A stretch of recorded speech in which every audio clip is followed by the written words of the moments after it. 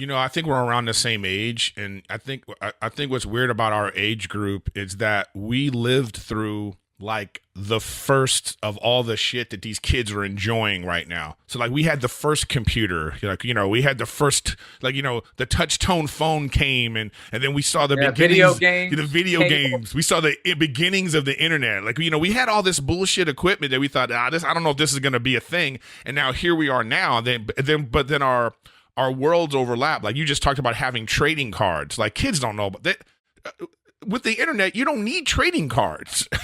Yeah, but the adults ruined football cards and baseball cards because what happened was people from the 1950s, all of a sudden their baseball cards were worth tens of thousands of dollars.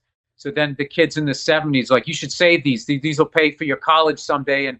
And then Topps flooded the market because so many baseball cards, because now they weren't just being collected by kids, they were being collected by like professional collector adults.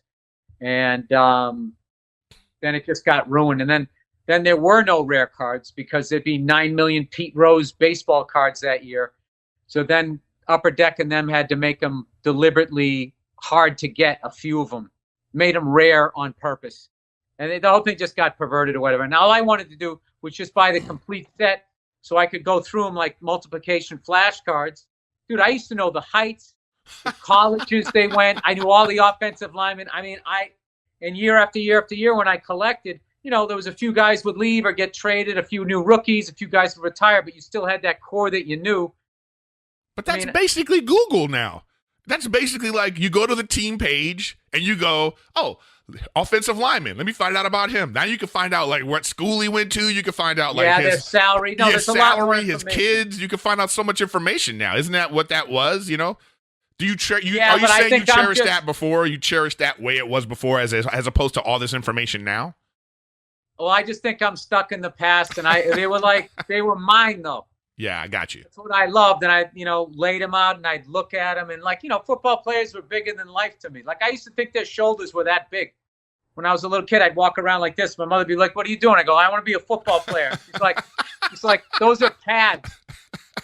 And I was like, "Oh, I thought it was like muscles. I thought they were like superheroes." So, it's weird.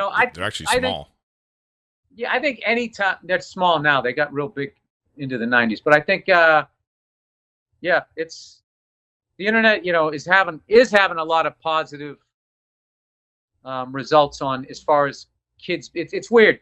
It doesn't feel like there's scenes anymore. It's like the whole world is like one big scene now. But I can just tell you, having played drums and messed around with guitar, like some of these kids coming up, because of what they can learn on the internet. Yeah, man.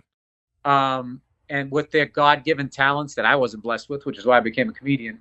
There's some kids out there. It's just like they're as good as some of the guys that used to put out instructional videos. Not the top guys, but some of the mid-level guys back in the day when I buy VHS instructional tapes. It's like what they're playing, because they built off of all of that. They're amazing. They're amazing. Bill, if I need to learn something, let's say even something technical or whatever it is, I Google it, and then a video comes up, and it'll be like an 11-year-old, giving an instructional video about, here's how you do this. First you do this, and I'm just like, wow, this is amazing, and then so like, and I know what you're saying. You can see the progression. It's like the internet is an amazing place, but of course it has downfalls too. But like, I look back. But everybody always talks about the downfalls. We all know there's a bunch of fucked up shit on there, but like, it's like anything. It's like if you use it in a positive way, you can interact with it with whatever talents you have, be it like cooking to like, music, comedy. I mean, you can educate yourself on stand-up. Like you can just sit there all day. I know, it's crazy. And just give yourself like a PhD in whatever the hell it is you're trying. If dudes can do it in prison, so like a dude in prison can come out of prison with an education from just books. I mean, like what are we doing as human beings that we're not using this valuable source of all this like endless information that's on the internet? I mean, it's craziness. I don't know. Well, because there's also something to be said about trying to turn your brain off every once in a while. just watching something stupid, watching some guy in a dirt bike, wipe out or something.